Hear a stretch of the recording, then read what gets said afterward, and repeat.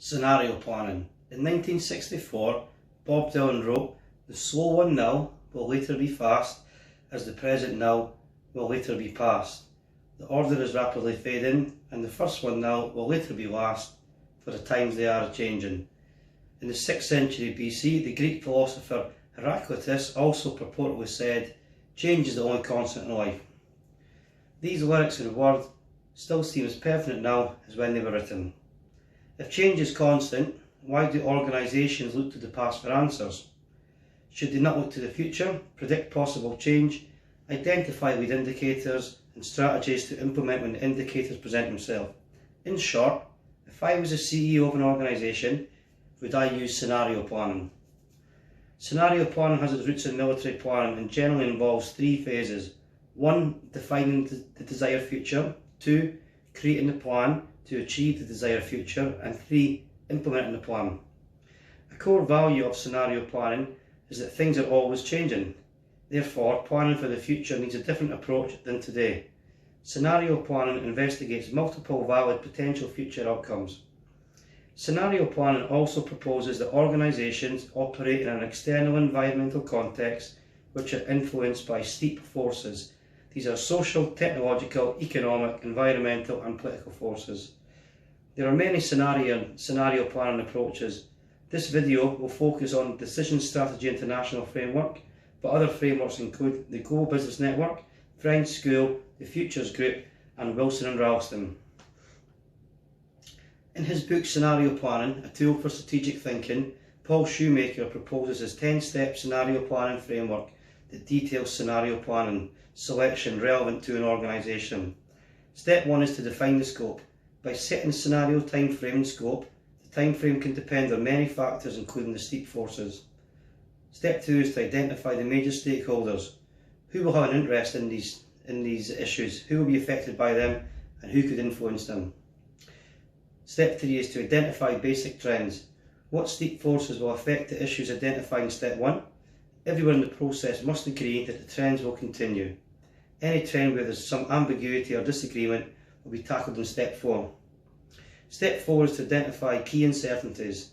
Considering steep forces again, what events whose outcomes are uncertain will significantly affect the organisation.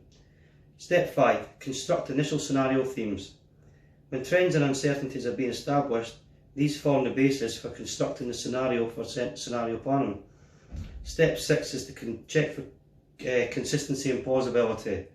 Obviously, it is essential that checking that the initial scenario themes are plausible.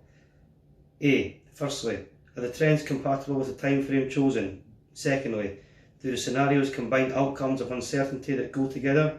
And finally, are the major stakeholders placed into positions that they would not like and could change?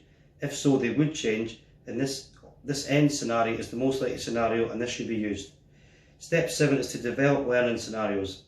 From the process of constructing simple scenarios and checking them, it is expected that general themes will emerge. The organisation's goal is to identify the strategically relevant scenarios and organise the possible outcomes and trends around them. Step 8 is to identify research needs. Scenarios selected may require further investigation, but the upside is they should help an organisation to identify its blind spots to allow them to be proactively rectified and tackled. Step 9 is to develop quantitative models. After additional research is completed, the consistency of the scenario should be checked to assess whether certain interactions should be formalised into this model. Finally, Step 10 is to evolve towards decision scenarios. At this point, scenarios relevant to the organisation will be selected for implementation within the organisation. So the question I posed was, if I was a CEO of an organisation, would I use scenario planning? This video has shown that scenario planning makes a plausible business strategy case, but its limitations must also be understood before deciding as a CEO to take the organisation on the scenario planning journey.